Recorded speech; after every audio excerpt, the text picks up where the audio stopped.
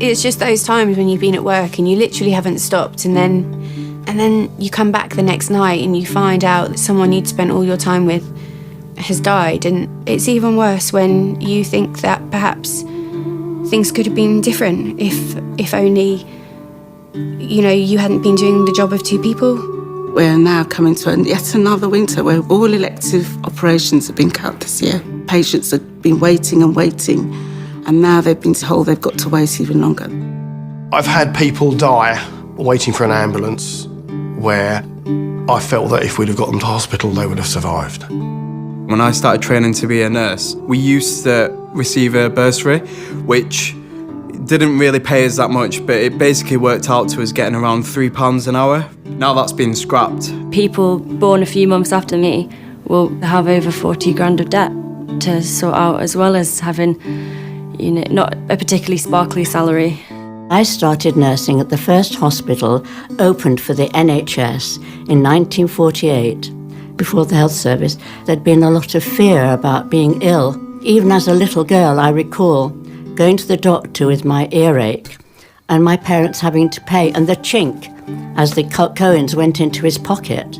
And I realised my parents would have to go without something in order to get me the care. We're in the process of privatisation, and a key strategy would be to make the NHS fail, look like it's failing, destroy the trust the public have in it and destroy the trust that the professionals have in it.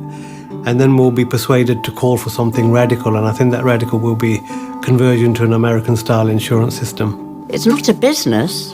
We built it up with our tax so that our children and our grandchildren would have free healthcare.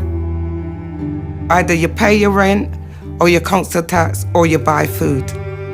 I've got colleagues that I work with that's got children as well. And to be honest, it's shameful when they say to me sometimes they have to go to the food bank.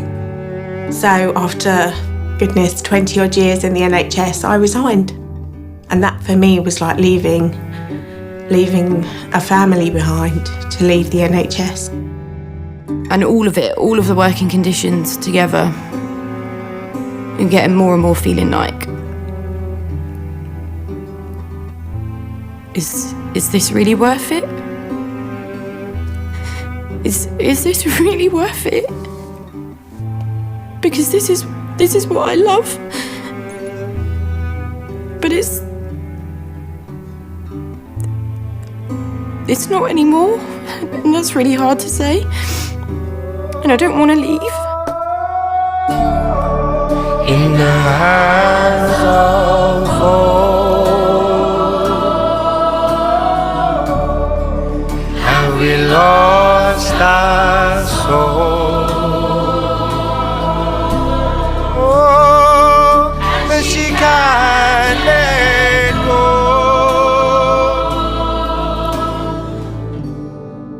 'cause she loves it so. And interested in what Jeremy Corbyn has to say, simply because he genuinely wants to help me do my job. The press and the Tories said that these were radical policies in a country as rich as Britain, where people are having to take second jobs, working people are having to go on benefits and rely on food banks. It's not radical to invest in the health service. It's not radical to take away privatisation from the health service. It's not radical to invest in us. And now I'm back in the NHS and I want a Labour government. I want a better NHS for my children's future, and that is what will drive me forward and continue my fight. You don't need to worry if you get a devastating illness and you have no one to look after you, because the NHS will always be there. If that resonates strongly with you as it does with me, then you've got to get out there and fight for it. And the first thing to do is to vote for Labour, because they're the only party who are offering us at the moment a real, tangible means by which we can safeguard this most precious thing.